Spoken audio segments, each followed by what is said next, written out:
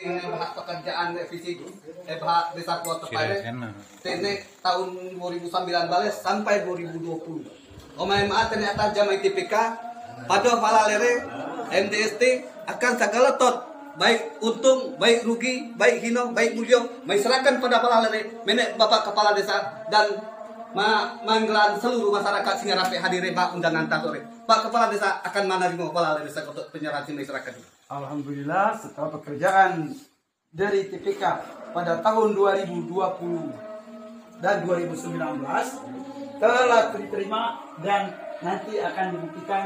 oleh para kadang kesilapan kesalahan menek jami atas nama walaupun nama pimpinan kadang ngamai lawan perkataan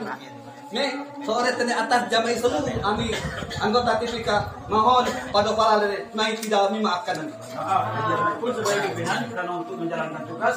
kadang ngahati ngabetak ngamarah memaafkan maaf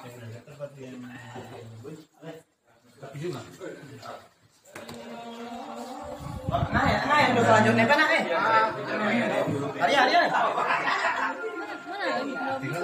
hari